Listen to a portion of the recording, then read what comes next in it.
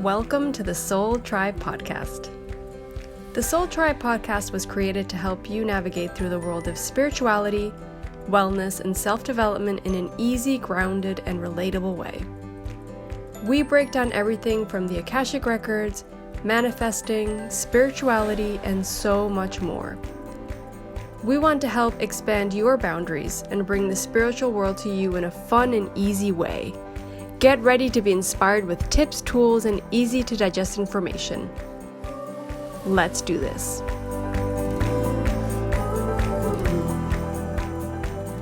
Hey guys, welcome back to yet another episode of the Soul Tribe Podcast. I was thinking maybe I should do it like New York style, because the other two episodes, for some reason, the New York came out of me for like a mini second. But then I thought, no. Because I think when I try to do it, sometimes an Italian comes out. Like, I never know. It's a little bit interesting. That's all I'm going to say. Yeah. I'm excited about today's episode because I think it's going to talk about some cool stuff that some of us might not know that happens, that I've actually recently found out about. And I was like, oh, we got to talk about this on the podcast. Okay. What are those? So let's talk about programming. Well, we know about that. That's nothing new to We've talked about that before here. Yes, yeah. But since I dived into like the Joe Dispenza stuff, I'm understanding it from another aspect as well, or maybe more profoundly, I guess you could say. Like his scientific background is really good at understanding things. And then I got into looking at some Bruce Lipton, right? He's awesome because he's also a doctor, right? And he's also pushing all this, like improving yourself via getting the right program and getting the old programs. But he's slower than Joe. Like he's much slower to explain it. So after I doubled down on the Joe stuff, I went to Bruce and I was like, oh yeah, I know exactly what I'm like, but it's so nice to hear someone talk about it a bit slower. Do you still feel like he's very scientific, kind of like Joe is? He's a bit different, but he's still kind of talking about the same thing. Okay. Have you listened to him? I have before. Like, I've seen him in things. Like, I haven't, like, I don't know. It feels like I've watched him in documentaries or something. I don't remember which ones those were. He just does it a little bit different because Joe is all about meditating. And Bruce is just about deprogramming and reprogramming. So he's not just telling you to meditate. Like, he'll tell you to do what I've talked about before that I do, which is listening, for example, listening to something while you're sleeping because you're in that good state where you can program, right? Yeah, where you can receive and reprogram. Yeah. So he's not just telling you like meditate, right? Like Joe's all about the meditation and healing from that and working from that. Yeah. So I guess it's just additional tools, really, because he's giving you more options. The sleeping one's something I always like doing. This is like what we always say. You have to see who you resonate with. Yeah. Yeah. I don't think everybody's ready for Joe Dispenza. Yeah, it's a lot. It's profound. I've started reading his books and I'm like, whoa, I'm not gonna like lay down in bed and read this book. Like you need to be present and awake. And it's like, you're going to highlight stuff and really think about it and digest it. There's a lot to it. And you have to like be reading with attention. Yes. Which is not easy sometimes. I get distracted a lot. That's another state. When you're reading, you get into a hypnotic state. That's another state where you could program yourself. I just don't know how you'd do it because you're already reading a book. You'd need to like, once you feel like you're there in the mojo, maybe then you would grab onto or you would repeat I am phrases because then that's where your brain is in that state. You can take advantage of any moment where your brain, even when when you're driving, there's a hypnotic state. Right? If you catch yourself driving, there is. When they say like, what is it? You got there, but like, you didn't remember. I don't know how I got to work. You know, that used to happen to me all the time. If you catch yourself in that moment while you're driving, then you can do some I am statements because you're reprogramming during time. So like, guys, like there's so many moments in the day that we don't even realize that we can be doing the programming. The only thing with that is I think it can be good when we've already incorporated like a good habit. Right? Yes. When we were already in that, like, we're not thinking about it like we're going to the gym or we're eating healthy or we're making good choices for our body and our mind and our soul. We're doing our meditation. It's like you don't even think about it. It's like, oh, I'm going through the motion in a more present way. Obviously, with certain things, you have to be present and paying attention and bring an intention to what you're doing. But I think the hypnotic state is great when we get to that point when we're with habits specifically. I think that's really interesting because then we're not thinking about, we're already doing those things without having to think about doing them. The subconscious mind already learned it and does it for the conscious mind. You're doing it without thinking about it. That's what Joe, that's what Joe explains in a very scientific way. Yeah. I think it's interesting when we can get to that point with certain things in our life for sure.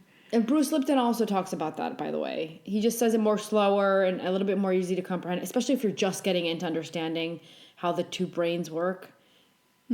He's much easier to to grasp the concepts, I guess you could say, in that sense. Mm-hmm. Okay, so we're talking about that's right. I was like, wait, what? Programming. Yeah. So I started doing so I did the whole course thing with Joe, and I've been meditating. Now today is a whole month where I meditated every single day, didn't miss one day. Wow. And almost every day 2 hours. If I didn't do 2 hours, I did 1 hour, but basically every day. I'm still not at the sweet spot in the sense that he says that you should do 4 to 6 weeks for your body to actually start showing the changes, because a lot of it, what he talks about is health, right? He talks about people that cured things and that they started changing their genes, but the full-blown change in their body didn't show up till like 4 to 6 weeks. Oh, okay. And that's like the placebo effect kind of thing. Yeah, he has a whole book. What's it called? Something. You are the placebo. It's called. You are the placebo. Okay, that's it. Mm-hmm. I haven't read that one. I didn't read it. I'm just going off of what I studied from his online course, right? Yeah, I'm sure he talks about this stuff in the book too. Yeah, they're all in the books. I'm sure they're all in the books. In my case, I did the course because I really was prepared to create the changes, and I said, if I do the course, I'm going to take it more seriously. If I get the book, I'm going to be like, oh, I'll read one chapter. Okay, then I'll see. I'm going to wait to finish the book to do any of the meditations, for example. Like, I know myself. You have to know yourself. Yeah. And you have to know what you need to get to that point or to take something seriously. We're all different. Some people can buy a book and really get invested in it and take the action. It depends on what phase or moment in your life you're at too. I think there's moments that you might buy a book and you've done that with other books, right? Yeah. I wanted to double down and I wanted to get it all learned. And I wanted to do it right. And so I was like, I didn't have the patience to wait for me to finish the whole book. Mm-hmm. I really felt like I wanted to. I mean, I did that course in like a week.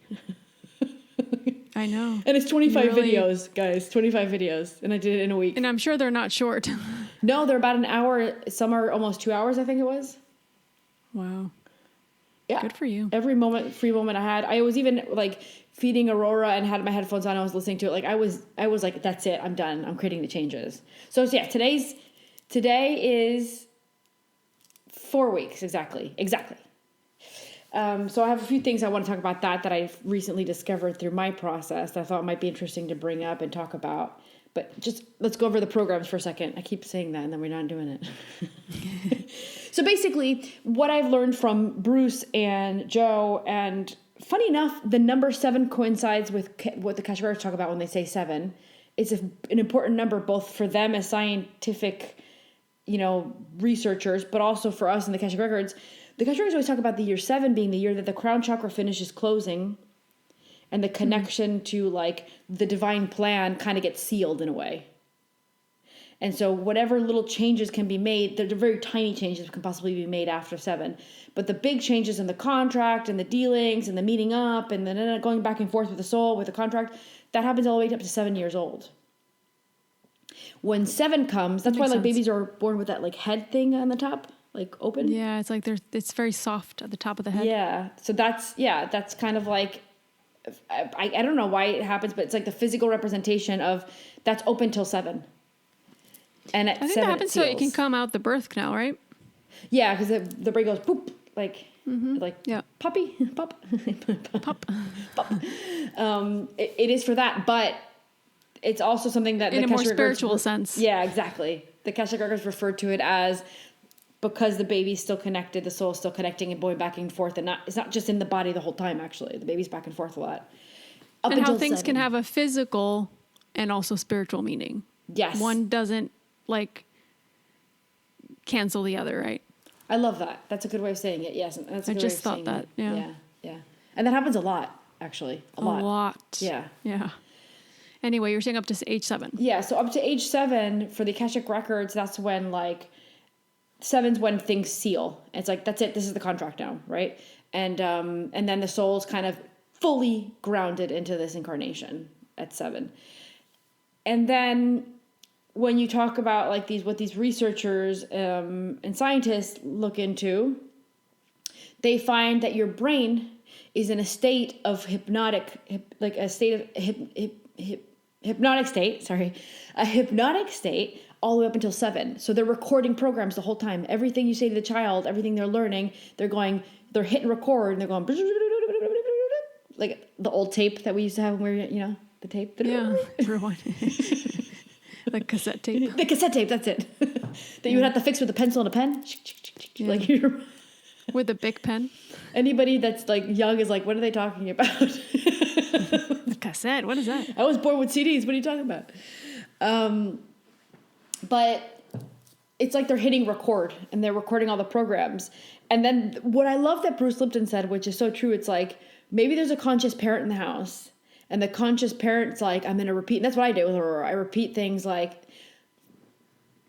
I don't know what, for a good example is today. Sandra said something about, because she asked something and Sandra goes, well, I have to go to work and you're going to have to go to work someday too. And I said, no, you don't. You're not going to have to go to work. You're going to do something you love and it's going to bring you a bunch of abundance and you're never have to work a day in your life. I right away jumped in and he's like, oh, you're right. You'll never have to work. like I'm trying to constantly give her positive programs that will help her be free. Right. And like, but abundant. Even the word work, it feels heavy. Yeah. You know what I mean? Yeah. Like, ugh. But so Bruce Lipton's like, even there, if there's like a conscious parent, right, trying to do positive programs, they still have negative or contradictory programs running, and then the child sees that. Mom's working all day, dad's working all day, so maybe she tells me not to work, but they're teaching me that I have to because this is normal, and this is so. Then that's okay. Now I'm recording this, so it's not just repeating; they're recording everything they're seeing, right, and everything's becoming a program that they're later going to run for themselves, and it's like. Bruce was saying, it's not that anybody's trying to do anything on purpose. We're all running our own programs that have been pre-recorded for ourselves, right? And it's to make us survive. Yeah. To help us survive here when we get older, right? So up until 7, those kids are just on hit and record. They're just recording every single thing. School, parents, house, friends, And then at 7, they start running the programs. Like applying that information, those beliefs, those programs. Yep. Yeah. They start running it at 7 years old. So we all have them. I feel like it could go further than 7. I think for some people. No, they said that some kids, I don't remember now. I think Joe Dispenza said that it could possibly extend a little bit more to like between 7 and 9, I think it was. Don't quote me on that. I think something like that. That to me, energetically speaking, I'm not speaking scientifically, of course. I would say like 9 or like 11. So depending on your household, what you're going through, your family system, everybody's different. We're all unique here. Yeah, but I do feel like 7's a significant number energetically, where I think the majority of those things are very much implanted by that age. All those other things that come after that could also be a part of that, but not as strongly. Yeah. Yeah. So that's the gist of programs. Now, the problem is we become adults and our parents weren't as conscious as us because we're like that. We're the generation that came in, that incarnated, that we're here to create the shift, the beginning of the shift. So we have the really hard task of having to get ourselves rid of those negative programs, right? So many of us. And the one our family had. And the one that our grandma taught our mom, and then our mom taught us, and now we don't want to give it to our kids, or if you have kids, or you don't want to just keep carrying it, even if you don't have kids, it doesn't matter. You want to have abundance, and you want to have a good life. So kids or no kids, it should be ending with us. We're the chain where it ends, right? Yeah. And we're the ones that create new programs. Then we pass those new programs on. That's what we're supposed to do, right? So it's kind of, in a sense, the responsibility of all of us that are awake enough or conscious enough to know about this, or ready, I guess you'd say, to confront this and be like, okay, this is a real thing and this is a real problem. Well, let's do something about it. We're supposed to become aware of that unprogram all those programs, and then it's like, I like how Bruce was saying, it's just like a computer, which is, the Akashic Records talk about this body like a hardware as well. They've referred to it as hardware as well, where it has to run on software. And he says the same. And he's like, that's great if you have a computer, but you need programs to run. If not, it's not going to run. So 100%. Yeah. It's not just taking out. It's now I got to place something back in its place. I got to place something that's going to run for it.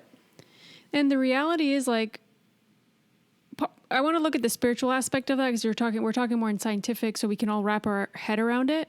But I have my records open, obviously, and what they're giving me is also bringing that layer of spirituality to it, to understand that maybe our soul needs to experience certain dynamics growing up.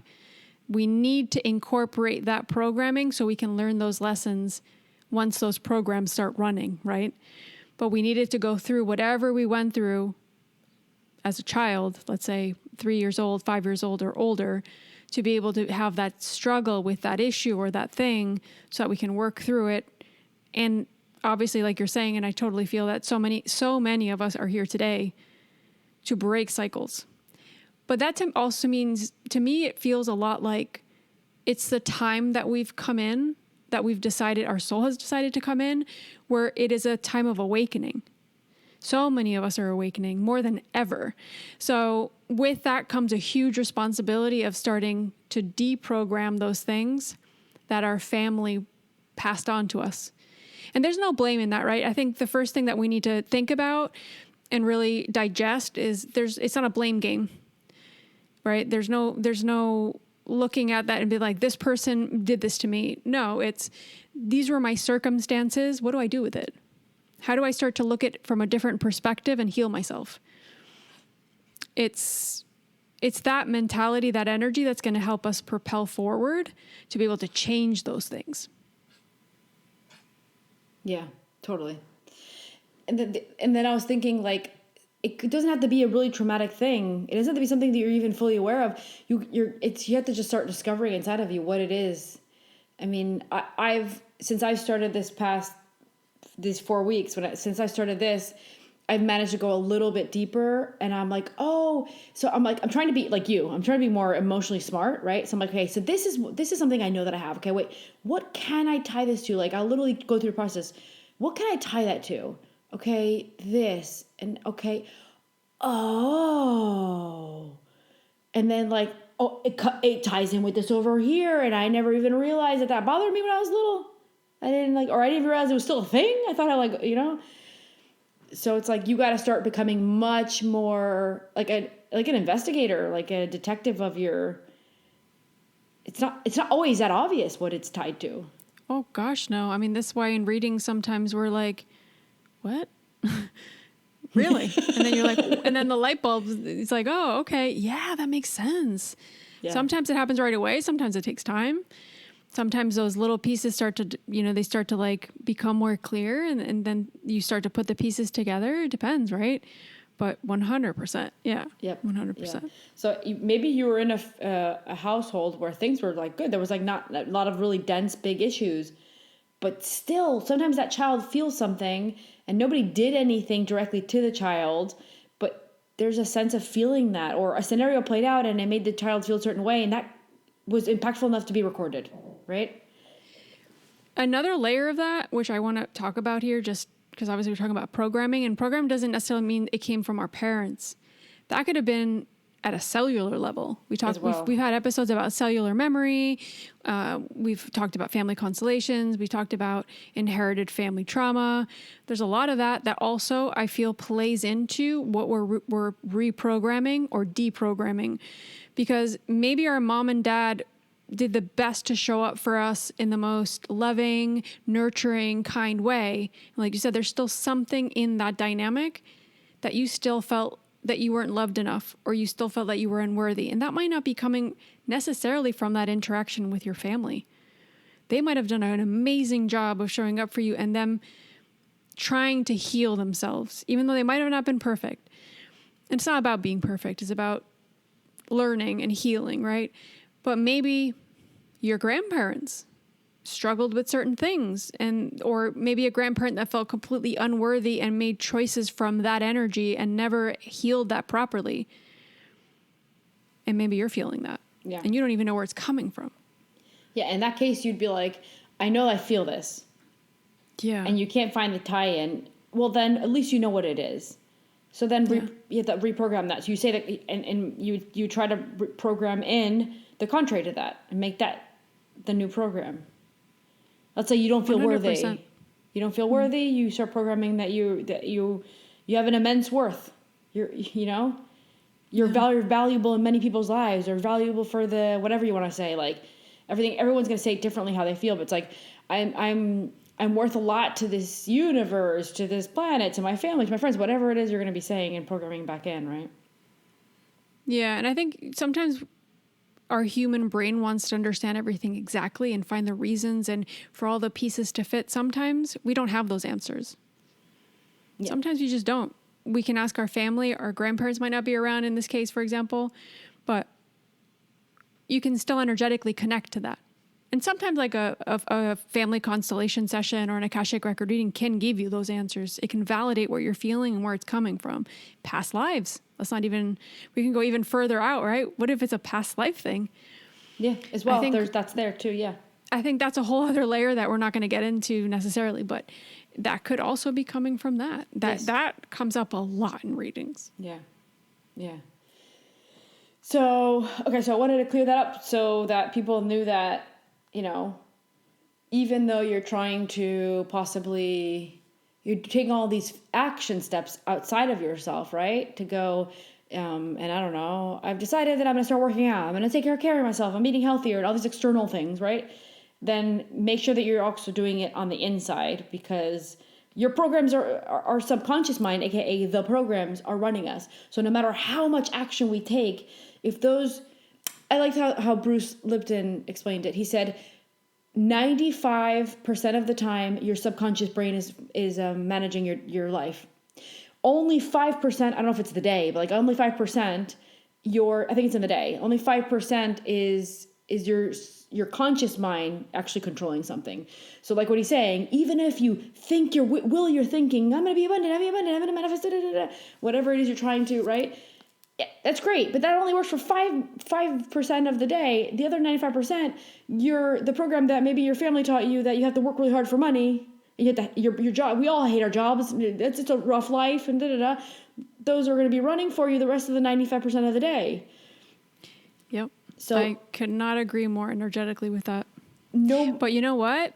Sometimes we don't know. We don't know we're living from that subconscious energy, or we think, because a lot of us, myself included, I'm very mental. Like I think a lot.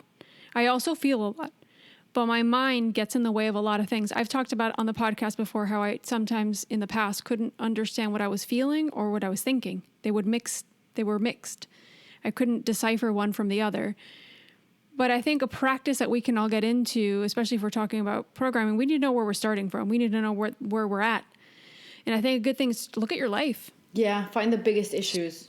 Find maybe a couple of things that you're going through, and are they? I would say don't hit more than 3 at a time, because then it gets confusing. It gets too much. It's too overwhelming. Even just pick one. Be like, all right, let's look at relationships, right?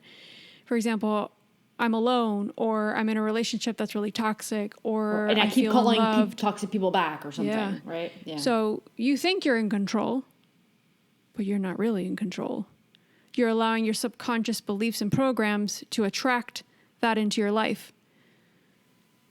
And then you would have to reprogram it. But also in the case, let's stick with this toxic relationship.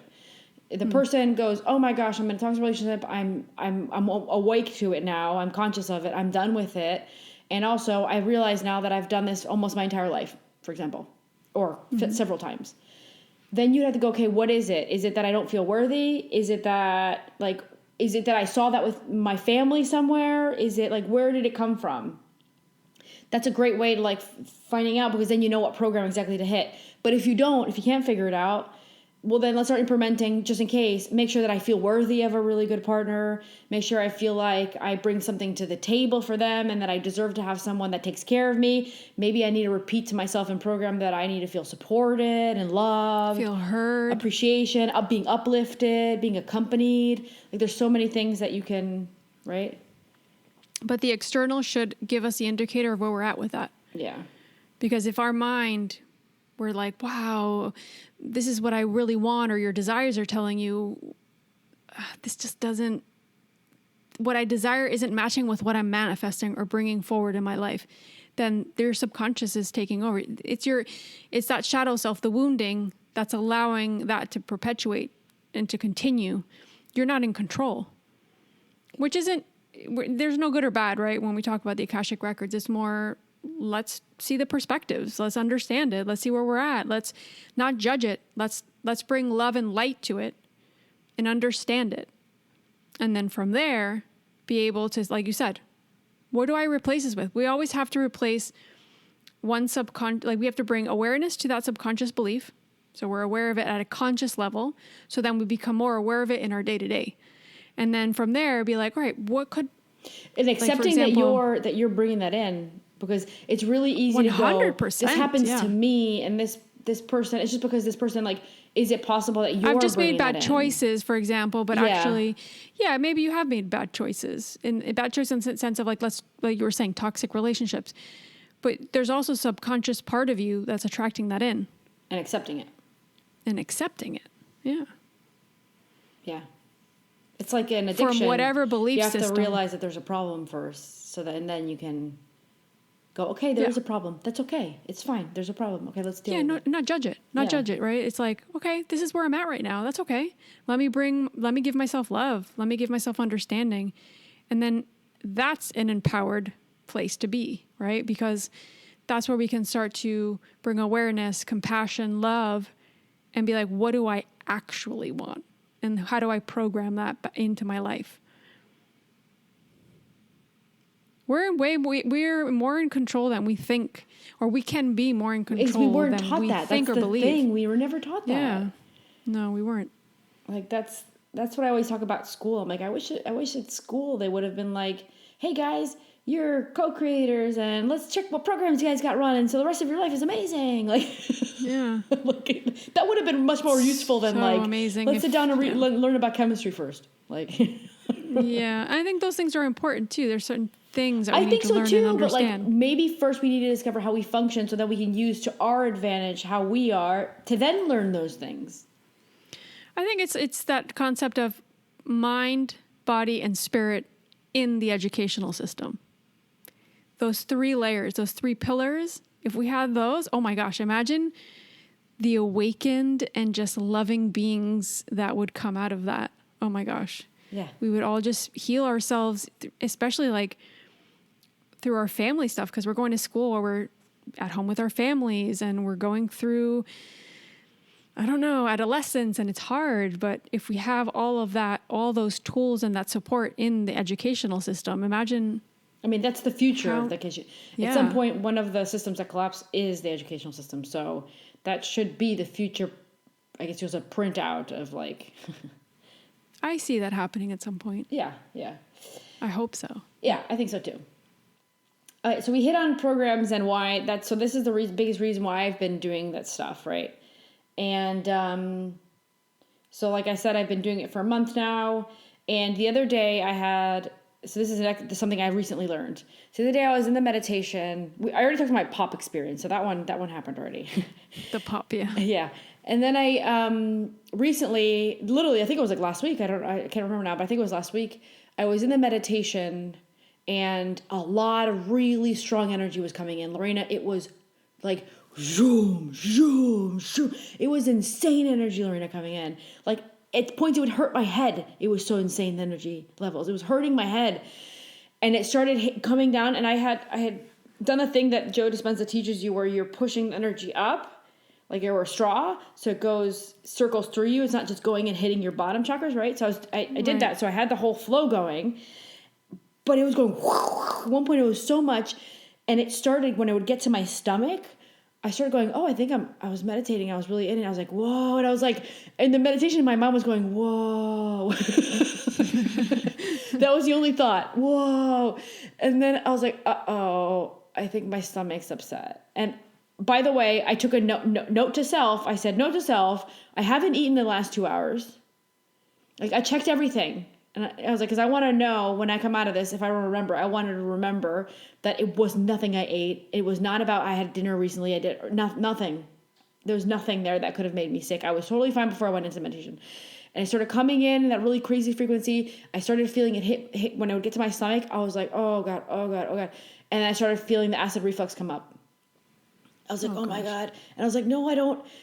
Joe Dispenza said my body's going to buck and kick. No. And it's telling me that. I was like, no. And Joe said, this is the bucking and the kicking of the horse. I'm like, no, my body doesn't have control. Joe Dispenza says, I have control. So I'm trying to stick to it, right? Like he taught you. And I'm like, no. And then it got worse. I'm like, oh no, I think I'm ready to throw up. No, I think I need to get up. No, I think I need to go to bed. I think I really need to Oh my stop. gosh. So I'm like deciding if I'm going to let my body decide for me or if I actually need to get up before I vomit. I'm like, oh no, I know. And I decided, I held it. And then I think I kind of realized when I'm at an hour, because I just have this whole thing that runs for 3 hours. So I don't know where I am. I just stop when I feel like I'm done. And it usually is about an hour. And I can tell by my body already, like my back starts hurting and stuff. So I'm like, okay, I think I'm at an hour. So I'm going to stop now. So I held it as long as I could. And it was at an hour. And I was like, oh man. So yeah, I had to drink water and calm myself down. And it took a while to go away. And I started Googling. I'm like, this is a thing. This cannot be, this is a thing. And I Googled like crazy. It was so hard to get information, the right one. And I read quite a few articles and I came across one and I was like, I think this is what they're describing. And it's called Zen sickness. Oh, okay. Yes. So apparently what I come to understand from this article, and again, I don't know if this is true, but this felt true to me, at least in my circumstance. It said that, of course, we have those chakras, right? And our chakras are absorbing energy from, Joe would say the quantum field. I would say universe and source. Like, depends on what you want to call it, whatever. So our chakras are bringing in that energy. And the more energies our chakra have, the faster because they move in circles. The faster they move. So more energy, more circles. And apparently when it gets to a point where the chakras get so much energy, they move so fast, it becomes too much for the physical, heavy, dense body to deal with. And it creates things like vomiting, nausea, dizziness, and, for example, convulsions, shakings, which we heard that as well. Yeah. Right? So I was like, Zen sickness. It's Zen sickness. Yeah. That's insane. Yeah. So that's what that is. And I was like, this is a thing. I didn't realize it. Now, the interesting thing as well that I learned was, because the article went on for a while, I would probably have to look for it to share it maybe. If I can find it, because this was last week. I have to see if I can find my history. If I can find it, I'll definitely send it to you so you can share it with the show notes and people can read it for themselves. Because obviously someone's going to explain it better than me. But what I came to understand as well is there's something called you get massive fatigue, which is what I'm going through right now. Like I have a lot, like Lorena, before I was having fatigue from the energies coming in, and now I know that this fatigue feels different. Like I can tell that this fatigue is different. It's like worse and it's different. Yeah. And I was like, oh, and then I remembered what the article said. Because it started yesterday or before yesterday. In the article, I read it like last week. But apparently I like the example it gave. Like imagine that you spent the whole year working your butt off and you're going to work and it's been really dense and it's been really stressful and it's been really busy and you got a lot of things going on and you don't have any days off or barely any days off. And you finally take that vacation. And then maybe you get on a plane and you go to the beach. And then when you finally relax on the beach and you don't have something you have to do, and you're finally in vacation mode, you're like, oh my God, I'm exhausted. Yes. Yeah. Right? It's because your nervous system's like regulating and it's like, I know there's a whole scientific thing to that. Is it that? It's That's a another way of saying reality. it? I didn't hear it that way. That's nice. Yeah, because to me, that's how I perceive it. I could be wrong here. I'm sure there's people that know more about this, but to me, it's your nervous system, especially if you've been go, and it's your adrenaline's high and you're stressed and your deadlines and things like that. And then you all of a sudden you're like, okay, I have nothing. It's a complete, you're on the other side of that of like, I don't have anything to do. I can relax. And usually it takes a couple of days, right? Yeah, to Until get you can into vacay find your mode. groove. Yeah. And then you're like, all of those months I haven't been sleeping or sleeping like crap. All of a sudden, I have space to feel that now. This is on an energetic level. This is how I perceive it. I am actually starting to create space to feel what I'm not allowing myself, because obviously you're probably caffeine and your alarm clock and just stress. It's like this idea of like you're on that hamster wheel, literally. Like I can't stop. I can't stop. And if I stop, I won't be able to get back up. Yeah. Like Survival if I fall mode. off, I'm Survival. done. It's survival mode. Yeah, totally. Yeah. So apparently, if we talk about from the place of like, because I've been working exclusively with emotions, programs, and releasing, right? That's what I've been doing meditations for. So apparently, from what I understand, is it's like you've let your body hold on to all these things that it wasn't really great for the body. And now you're finally getting rid of them, and your body's like, oh my gosh, finally, man, I've been waiting 39 years, dude. Seriously, you're just getting to it? I'm exhausted. Let's go relax over here. So that's kind of like the way I think it seems to be, at least for my case. That might not be for everybody, but that for my case. If you Google Zen sickness, I've read quite a few things. And I was like, okay, that doesn't sit with me. No, that doesn't sound like me, at least my experience. I was like, no, that wasn't me. Because some people seem to think that Zen sickness is bad. That supposedly Zen sickness means that you're doing it wrong. Everyone keeps asking each other like, oh, but are you checking to see how you're doing it? What procedure are you following? Like, do you have a practice specific? Like, it wasn't, I knew very well for me, in my case, I knew very well that it wasn't I was doing something wrong. It was that so much intense energy was coming in. Yeah, and it was going through you. It was, yeah. But wait, when you're meditating, are you doing breath work too? Oh, no, I only do it in the beginning to do that energy thingy. And then my breath goes to like barely. It's like I barely breathe. It's like I think it's because you get into such a hypnotic, or what's it called? Like you go to theta, alpha, all that stuff, right? It goes down so much that it's almost like sleeping. Like it's like I barely have to breathe. Yeah. So there's no breath work after a minute. There's no concentrating on any breath. I'm just being, basically. Yeah. And then at some point, I'm projecting what I want. I'm projecting things I want to change. When I sense that I'm getting into that state, that's when I start doing I am affirmations and things I want to change. Not the whole time, but partial time. And then I'll let myself, go into being, and then I'll go back to that. Like, depends on what I feel. I'm kind of feeling it through. Yeah, and I think you have to see, I'm sure different days you'll feel different things. Yeah. But I mentioned the breath work because there's certain breath work techniques that aren't recommended if like you're on your cycle or if you're pregnant or things like that, they could just make you feel really, really bad, or they can bring issues. So maybe you have to see where you were at your cycle that day too. I think those things could affect women, right? More than men, but I think that could have an impact also on energetically, just how you're feeling and what's going on that day. Yeah. But it's pretty clear to me that it came in after the energy, and the energy was so intense, even my head was hurting. I was like, wow, this energy is insane. That sounds crazy. I know that exactly that's what it is. Okay, so I wanted to talk about Zen sickness because to me this is a brand new thing. But so I've been checking in and out with the AKASHIC records, with my process and things like that, right? And what I wanted to talk about after that was this thing called, so this is coming from the AKASHIC records, this thing called transcending your own aspects. So apparently, if you're going in and doing that work of getting rid of, I guess you could say, negative thought processes, negative belief system, negative patterns, bad programs that no longer suit you, you're getting rid of stuff, right?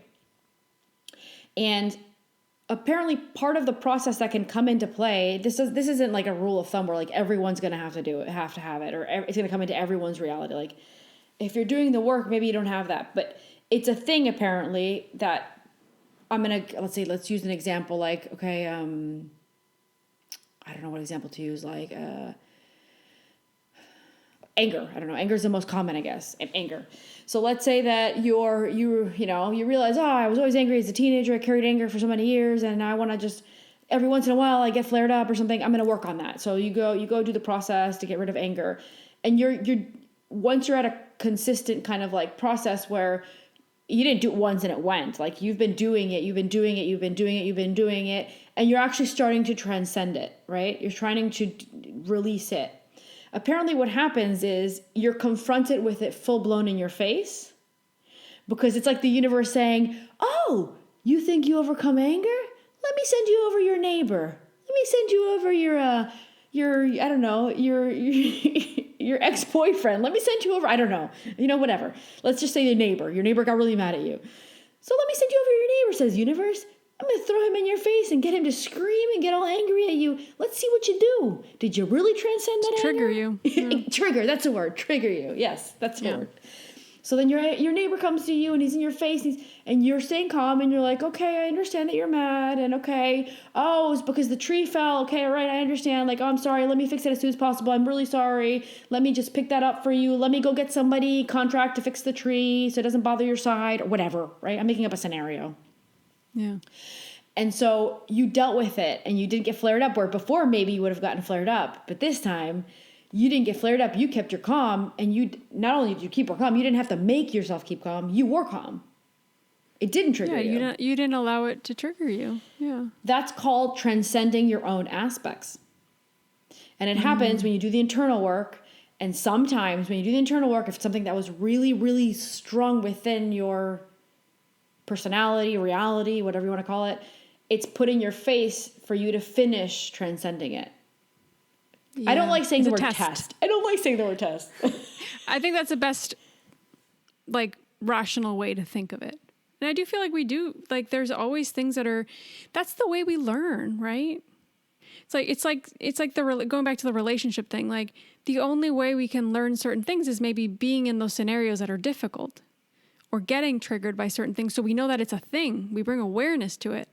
So those scenarios that present yourself with anger, to not use the word test, they're just showing you where you're at on your process. Have I fully healed this? Have I transcended this?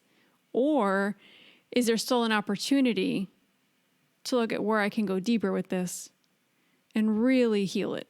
Yeah. And also, it might also be a way for you to go, wow, this is really working. I didn't get mad. Mm-hmm. I guess I'm doing the work well. So it's also, it might be like a test for you to work to find aspects that you didn't deal with yet, or it might be a way for you to realize that you did transcend it already. 100%. And then you're like, okay, and the universe is like, okay, done. I don't. This doesn't have to happen again. Exactly. And if it does, we know that you know what you know how to deal with it. Yeah. So you didn't. Because the reason why I wanted to bring this up was because it's interesting. It might happen to some people that do internal work, but also you might think, I'm doing all the work. Why is this coming into my reality right now? Like, what? It's like, oh, why does this keep happening? Because you're doing your work, it's coming into your reality. It doesn't have to forever. It's just this one part of the process, and then you don't have to continue to have that into reality. And I think your mindset and your perspective of when that shows up is very important, because we can be like, oh shoot, this is happening again. Oh no. Oh my gosh. And then you go into the anger, you don't. Yeah. And then you're like, oh man. And then that keeps happening and it keeps happening. And you're like, oh no. Or maybe it doesn't keep happening. Your tension is on it, and then it might keep happening. Yeah. And then the whole thing that Joe says is whatever your tension's on is what you're going to manifest. Of course, you're going to manifest more of that. But it's important to observe how we're moving through that, because that's going to allow us to realize also if there's other parts of that we need to work through. Because it might not just be the anger. It's how you deal with conflict. It's how you deal with things that reminds you of things that you did, that you went through growing up. The anger is just a part of that. It's a piece of the puzzle. Yeah. That's the way I'm perceiving it, at least. Yes.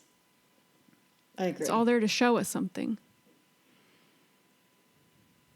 Very interesting revelations for me. Very interesting. I love all these topics today. I think these are great. Thanks for bringing those up. We sound professional. Program, Zen sickness, and transcending your aspects. We can make everything more down to earth, I guess, with the concepts. Like, that's the idea here. That nothing has to go above your head.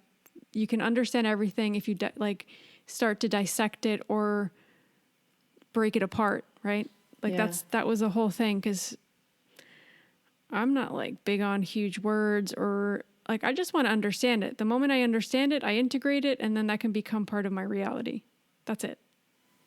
Yeah, because if it goes over your head and you don't understand the concept, then you're going to do nothing with it. It's going to go in one ear, out the other. Yeah. So What's the understanding point it. in that? Yeah. But that's also why I said, like, I love that, like, I first started trying to listen to Joe Dispenza a few years ago, and I couldn't grasp it. I wasn't there. I don't know if it was too much for me, or I wasn't ready, or like the scientific stuff. I'm really bad at scientific stuff. I'm not very good at understanding that. I love it though. Like I talk a lot about Andrew Huberman. I listen to his podcast a lot. He talks about very scientific topics, but he dissects it and puts it in a language. He's very good at explaining. Yeah. So it fascinates me, because if I were to listen to somebody else that maybe doesn't do that, it would go over my head and I'd be like, I can't listen to this. I'm not understanding it. Yeah. I think also examples and putting things into real scenarios so you can understand is always important when you're explaining anything in life, where you can relate to it. When you can relate to something, then you can understand it. Well, that's why I was saying Bruce explains it slower, and I think a bit more, maybe more, I don't know if I use the word more grounded, but I guess so. But I now was able to do the course and understand the whole thing. So it might have been me that wasn't ready. Maybe he also figured out different ways to explain things. I don't know. But at least I was ready to grasp it this time around. I do think that is a thing, though. When we're not ready, we might not click with the information, or we might not understand it, or we might not want to. We might have resistance to it, right?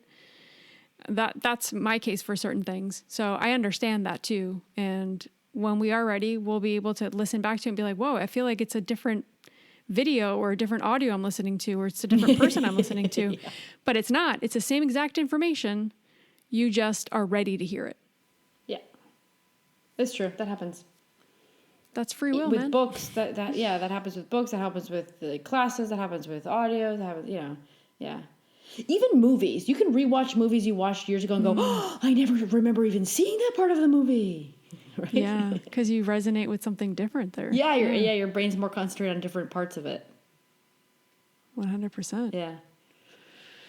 All right. Amazing. Thanks for those topics, Lou. Yeah. I really appreciate. I think those are some really interesting. And we talked about programming before, but this is a completely different way of talking about it, because this goes to show what we always talk about, everybody. Like, when you start to listen to things and read things and you start to integrate things, you can understand them, and you can also pass that information on. Yeah. Obviously, we have our AKASHIC records that we help filter things through that sometimes energetically, but it helps you also, especially if you're a healer and intuitive, like the more you can, things that resonate with you, right? Don't force yourself to read or do things that don't feel right for you. But when you do listen to your intuition, you start to integrate and read and incorporate, that is going to automatically somehow integrate into the way you're helping others. 100%. Or if you're channeling, that'll also be part of what you can start to channel about. It'll be part of that energy. So why it's important to constantly be learning and moving forward and not staying stagnant. Let me finish it. Upgrading. Upgrading. Yes. Expanding. Upgrading. Get it? Because we began talking about programs. Upgrading. Yeah. 100%. Upgrade your software. Exactly. Sandra always goes, because I always say jokes and he won't laugh, and I'll explain the joke and he'll be like, yeah, it's not funny. I'll be like, dude, I think it's hilarious. I think my jokes are funny. Sometimes. I think I'm the funny thing is, I think I'm the only one that actually thinks that your partner has really funny jokes. Like I laugh at his jokes all the time. He's very funny. I think he's funny. He always makes me laugh like almost all the time. When like he's in his silly mode. It's very like yeah. It's like silliness. Yeah. It's good though. Yeah, well for me on my side over here, I got Mr. Sarcasm. Everything's Yeah, he is very sarcastic. That's true. Yeah, apparently it's a Dutch thing. He's sarcastic all the time. But I don't pick it up. Like I don't pick up on the sarcasm. I'm like, are you serious? Are you saying this right now? And he'd be like, Lucia, hello, I'm being sarcastic. Joke. Oh, yeah, I don't pick up on that. That's not part of my programming. No, exactly. I don't have it. It's not in my Uruguayan program. We don't do sarcasm in the South. We do, but no, we do. No, we do irony. We do irony, which is different. Yeah, that's true. Yeah, it's every place has different humor. And I think the moment you can understand the humor of where you live and the people, you're that's like your home. You know what Uruguay does a lot of? I think it's probably South American, but like I know Uruguay, they do a lot of word plays. They're really funny with doing wordplay stuff. Like there's nowhere I've been that like you see so many memes with word plays, and it's hilarious. But also like nicknames and stuff like that. Yeah. Oh yeah. Nicknames are big. So many weird nicknames. Yeah. Yep. All right. Anyway. Yeah. All right, we're going to close off now. We'll put any links that we feel that could help you guys with the things that we've talked about. We'll link those in the show notes. If you have any questions on Akashic record readings or sessions or anything like that, feel free to reach out to us. We'll have our contact forms on the show notes. And we will see you guys next week with a new episode. Bye, everybody. Bye, guys. Thank you.